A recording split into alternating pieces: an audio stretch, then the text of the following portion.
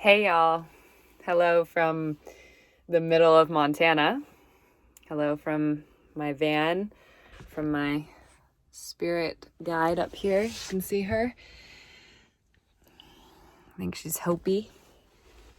And another spirit guide, Frida. Another spirit guide, Peter. So I wanted to record a video real quick. First of all, to say you're not alone. Your spirit guides are always with you, and I'm extremely excited for a couple divine dialogues I'll be posting. One with my dear friend Mandy, who is starting her own YouTube channel and knows so much about so many things. And then also with my dear new friend Christina Rogers, who, if you watched my divine dialogue with Regina Gee, you will have heard about. And she talks a lot about spirit guides, channeling, how to access your spirit guide, and I will be publishing both my divine dialogue with Mandy as well as the divine dialogue with Christina very soon, within the next couple days, because I definitely want to make sure I publish the one with Christina before the full moon eclipse that's happening a week from today. Big energy coming, so think about that. Think about things you want to let go of. That was one of the messages from Christina's guides. I'm going to hold on to my medicine stick from Susanna during this video, I think. Some coyote, some sacred energy here. This was a very sacred gift from one of my most treasured guides and friends. And look at this shell that wants to go. So some of my dear friends know in the place where I posted my last video from, where I was staying about a week ago or so, a moment in camper van time, and that was out by Gardner, Montana. Only a day later or 2 days later after I posted that video, I lost Lady for a full 48 hours. Lady was gone. And I just want to mention this on a couple of different notes and a couple of different points. One, as my friend Monica, who I just posted the divine dialogue with earlier today, which I highly recommend watching, about healing childhood trauma and how we continue to view situations through the lens of whenever that first trauma happened until we heal and harmonize that, which means going through it and allowing ourselves to feel it and go back to that feeling, not spiritually bypassing. And she also talks about a form of healing that she does called biofield tuning that I would highly recommend looking into. Again, I published that divine dialogue with Monica Garcia this morning.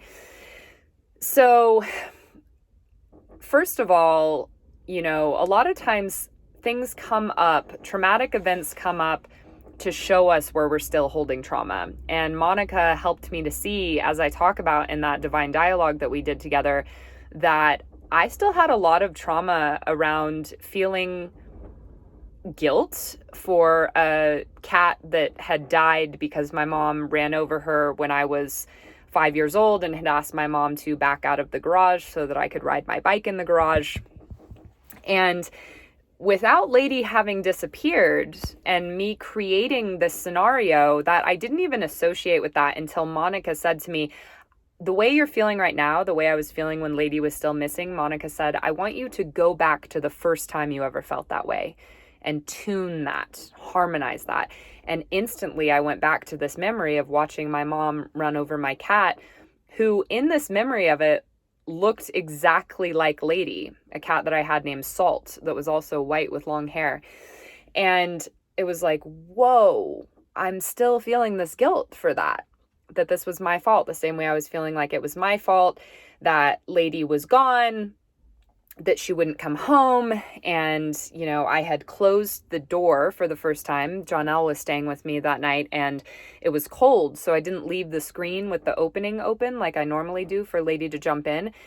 And then she didn't come home. And so that was one realization. Another realization, a la sort of existential kink, just to let you guys know, Existential Kink by Carolyn Elliott, which has this sort of supposition of having something coming up in your life as evidence of wanting. So I was thinking, what is it about this situation that I'm unconsciously wanting, that I'm unconsciously needing to repeat to allow myself to feel and become conscious of before I can move on? Like, it's not losing my best friend. But I mean, one of the things was, being the bad guy, the guilt, again, of having, brought Lady on this trip, or that I shut the door and it was my fault. And then I also realized, though, that part of it was this sense, because I basically had created this narrative of either she's dead, like she has been, got by a coyote or an owl or an eagle or as I would later find out, bobcat or something like that, or she's coming home. Like, those are the only two options. She's either dead or she's coming back to the van. And it made me feel so trapped. Like, I recognized the feeling, because also I was in a campsite, as you would have seen from that video that I posted, A Moment in Camper Van Time, that was not like the greatest campsite. Like, it was more like a parking lot of a road that was closed. It was awesome, but I would have only wanted to stay there for like 1 or 2 nights. But because Lady disappeared, I had to stay there in this sort of, I felt like I had to stay there in this trapped feeling, in this exposed feeling, being next to a fairly busy road, not really busy, but like exposed. And I was like, wow, I recognize this feeling of being trapped and exposed, like both at the same time, where I like people can, my life is sort of too visible, and yet I'm trapped and I can't leave here. And so bringing that to consciousness was really important. And it was during a walk, which often helps me get into a meditative state where sort of the mud can settle and the water become clear, as the Tao says, or unconscious things can come into consciousness. And it was like, in realizing that, a lot of things came together when I let myself realize that that was something that I kept playing out. Like, even out here totally free on the road, I'm still creating scenarios that bring back that feeling of being both trapped and exposed, and, kind of like shameful for the life that I'm living. And so to tie that in, like, with what happened when I allowed that to become conscious, also, Jonelle and I earlier before Lady disappeared, had been talking a lot about direct communication. And yet, we see where we are in our deepest subconscious programming when we're put into a really challenging situation. So I've gotten so much better with direct communication. But when Lady was gone for the first night and into the second day, that like post, like sort of from 24 hours to 36 hours, I reverted back to something that I've done during other shameful periods of my life, like when I got a DUI years ago and didn't tell my older brother. Like, it reminded me of this. Didn't tell my older brother and sister-in-law, who are two of the closest people in the world to me, about it until it was erased from my record, because Wyoming has this probation thing where it can get erased from your record, which is what happened to me. But again, this programming of, rather than direct, honest, authentic communication, oh, I'll tell about it when it's okay, when it's solved, rather than asking for help and connecting to myself to those resources. So I did that again. And Jonelle said that. She was like, because I just dropped off the radar, because my thought was, I'll tell people about it after it's okay. I'll tell people about it after Lady comes back. And I instead, now during that time, I also want to mention this. That situation also came up so that I could feel the full feelings of a lot of grief and heartache and just hurt. The kind of hurt in my heart that I have never fully allowed myself to feel before. Of feeling the hurt that was brought up, that was kind of brought to the surface by the possibility that Lady might really be gone. And it connected me also with the feeling of parents who have lost a child, the feeling of so many children and animal family that I've lost and perhaps not been emotionally mature enough to integrate and experience. And also, I have some very close people in my life, close in my human experience, who lost a son that they never found. And I've also met someone growing up who lost his mother, like his mother disappeared and they never found her body. And connecting with those feelings, letting that grief be fully felt, sobbing that grief that was in me. It's in me if any situation is bringing that up, right? Like an outside situation can't make me feel anything. It can reflect feelings that are already in me. So I also want to tie in the situation with that. Like, there was so much about Lady disappearing and being missing that brought up feelings that needed to be fully felt in me, and they were very painful. But I didn't die. I think so often we suppress or repress or numb ourselves, whether with substances or technology or relationships or whatever, from feeling these feelings because they're so painful. We think that they're going to kill us, and they don't. But they do need to be felt, and we will continue going through situations to bring those up until we allow ourselves to fully feel them. So I wanted to bring that up as well. And then when I realized, came through and Jonelle was like, well, that was ironic how we were talking about direct communication and then you just dropped off the face of the planet and didn't reply to me. And I was really worried about you and worried about Lady and all of these things. And I was like, well, I guess that shows where I'm really at with the direct communication thing, because I'm in pretty much the most difficult situation I could be in. And what did I do? I shut down. And I reverted back to that old programming of, I'll tell people about it after it's okay, rather than asking for help. And I'm really thankful for that as well, because and Jonelle specifically saying that to me, brought it to my attention that it's time to ask for help. And so I also had this memory of back when I was in Australia and I ended up getting a job working with camels, I knew that a big part of me getting that job, which so many people had said was impossible, was all the people I reached out to and asked to pray for me. And I had that memory, but I didn't do it because I was like, I'll tell people about it after I find Lady. Well, instead, I reached out to a lot of friends and ended up having my divine dialogue with Kelly that day, as well as Monica. And they're both intuitives. And Susie, I talked to her that day. And everyone I talked to told me that they had this feeling, which was the feeling I had deep down, although my logical mind was running rampant, telling me I shouldn't believe myself, that she was okay. Like that somehow, even though she wasn't back at the van, she was okay. And I also reached out to my friend JC, and JC said, well, did you reach out to any of the shelters? Like, did you check the local FB pages for if she was found by the Humane Society or something? And I was like, well, I'm in the middle of nowhere. I don't think that that's going to work. And then Jonelle also said something to me. She said, oh, well, every time her partner's cat disappears, she was like, every time his cat Anon disappears, he's always on the neighbor's roof. And it was funny because I had a thought, knowing Jonelle was psychic as well, like, well, doesn't Jonelle know where Lady is?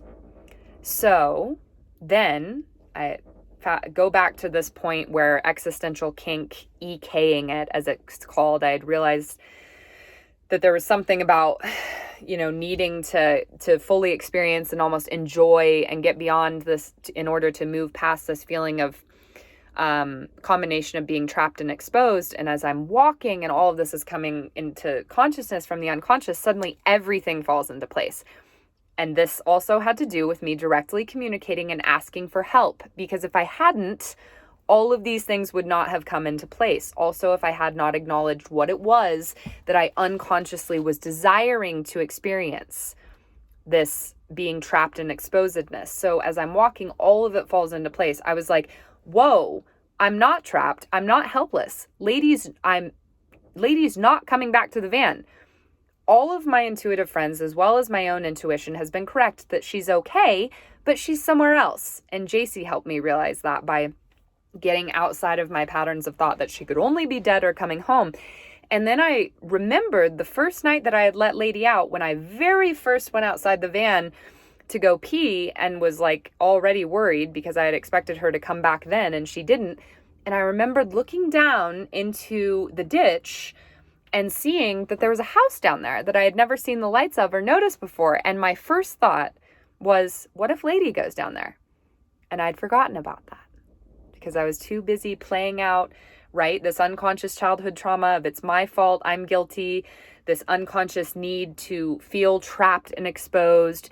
And those sort of unconscious things were making me have this narrative of she's either dead or coming back to the van, when in reality, there were many other options. And so I realized walking and I was like, oh my God. And I knew Jonelle would intuitively know where she was. And Jonelle had said, Eli's cat is always on the neighbor's roof.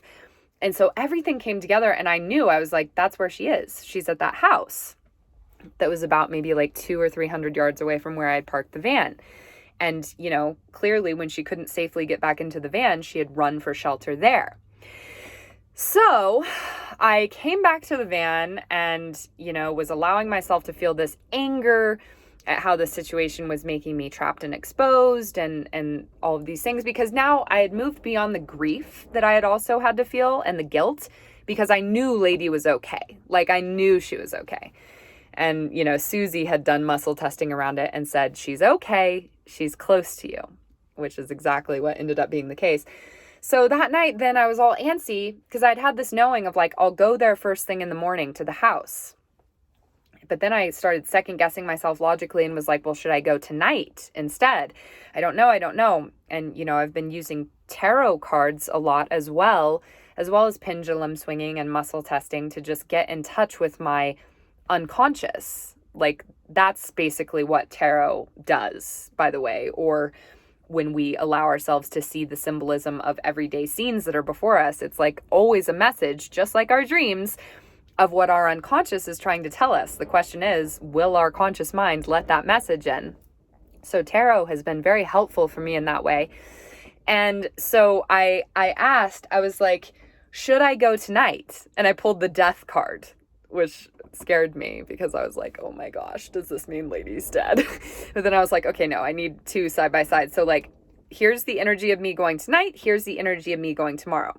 And the energy of me going tonight, that night, was the Eight of Swords, which is literally interference is the word that goes with it in the Thoth tarot. My tarot is a spirit animal tarot, but I have the Understanding Aleister Crowley's Thoth tarot book by Lon Milo Duquette, which if you're interested in learning about tarot and using it as a divination tool and a tool to get in touch with your unconscious, I would highly recommend that book, Understanding Aleister Crowley's Thoth tarot. I use it as a supplement to my spirit animal tarot that I have, that I got at Vargo's in Bozeman.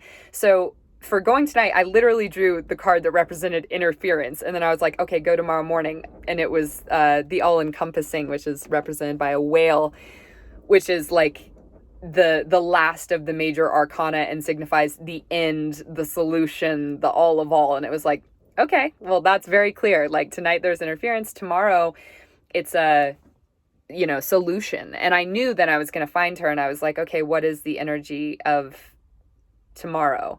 And it was the Six of Cups, which is abundance, success, all of these things. So the next morning, the timing was pretty perfect. You know, I got everything ready. I got everything together and I went down there. It was earlier than I thought. By the time I left, it was like 8:20. So this was last Wednesday. This was literally a week ago from today. Also, you know, so it was the day after the new moon, because the new moon was on Tuesday. And I was like, my intention for the new moon is to be reunited with Lady. And I got that.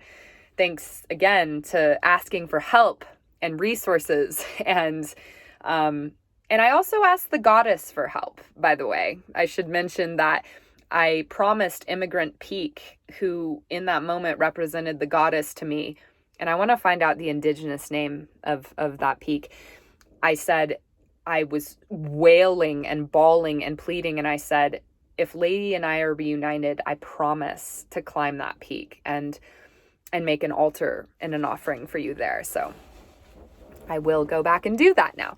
So, the goddess, my own unconscious and holy guardian angel, and then all of these friends that I reached out to who were praying for me and, just sending their love and their blessings and imagining Lady coming home and checking in intuitively and knowing that she was okay and all these things.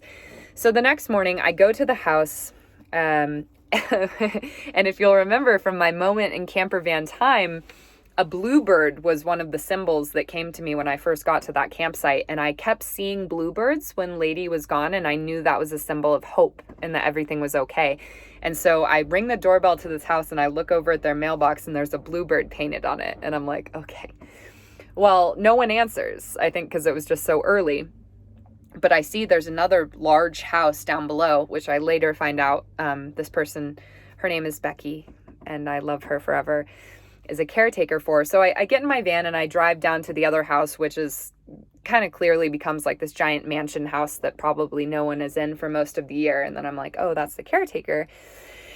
And she comes and drives down in her little side-by-side. And let me also mention that like so many goddess cards had come up. Like I kept drawing the Queen of Cups or the Nurturer of Shells in the deck that I have for asking about what was going on with Lady. So I also had this intuitive knowing and translation of she's some woman, like some goddess incarnation, some woman, specifically a guardian, a caretaker, is taking care of her. Like she's safe with some woman. So I was not surprised that it was a woman who came, and I was like, I'm looking for my cat. And she said, oh, what color? And I was like, oh yes, that's the question I want to hear. It means she's seen a cat. And so I said, she's a beautiful yellow color. And she was like, oh yeah, I saw her yesterday down by the barn.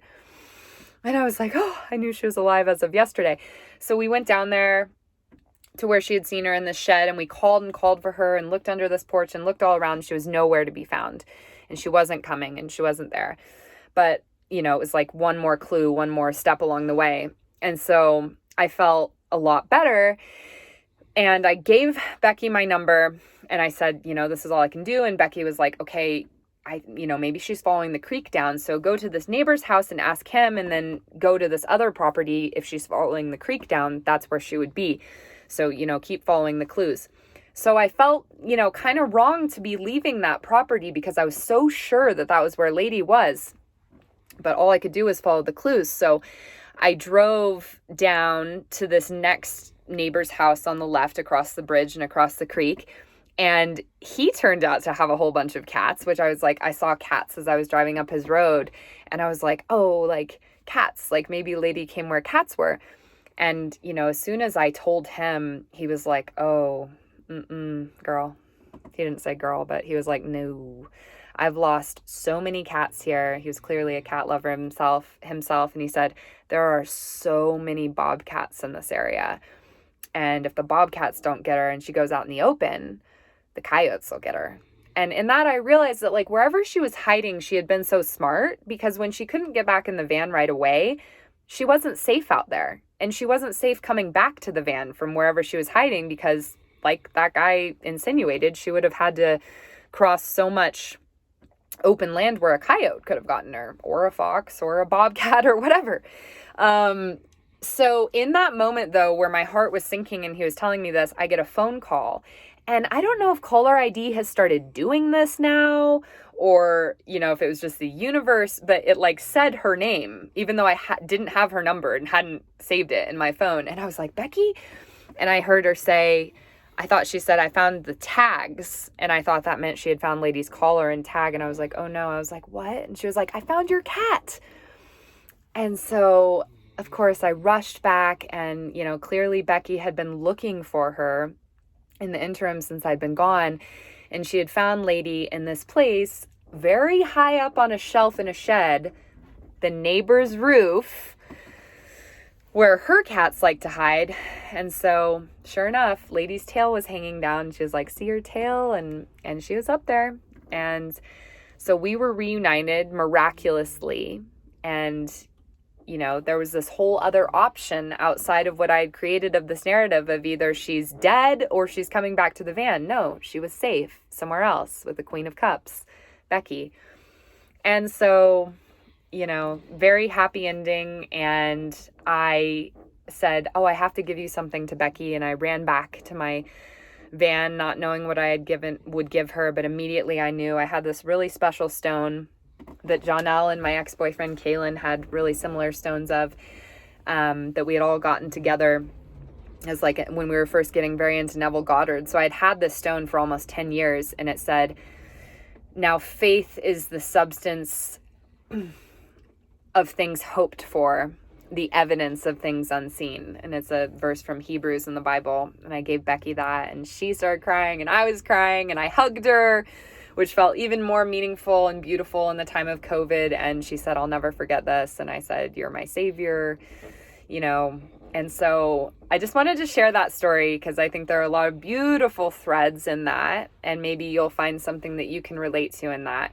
And such a message to trust intuition and ask for help and go within and find out what unconscious pattern or childhood trauma is repeating itself in a lot of these circumstances that come up. And that when we do that and put together the asking for help with the going within, with the asking for guides, with the praying, all of it comes to light. And there's like a solution that exists in the realm of solution, not in the realm of the problem. So I just want to thank all of my friends who were praying. I want to thank JC, Jonelle, Eli, Dave, Mike, Susie, Kelly, Monica, Kesia. I'm not sure if there's anyone I'm forgetting, but I really want to thank everybody who, and of course I want to thank Becky, if you ever see this, Becky.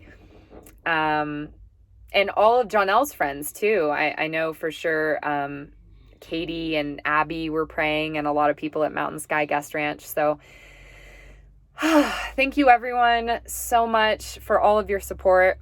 I love you guys, and this was a pretty epic saga, and I will just end by showing you the queen herself, who is in her favorite spot. Do you want to look or not? Do you want to look and say hi? Who's in her favorite little spot. So, love from Lady May and me.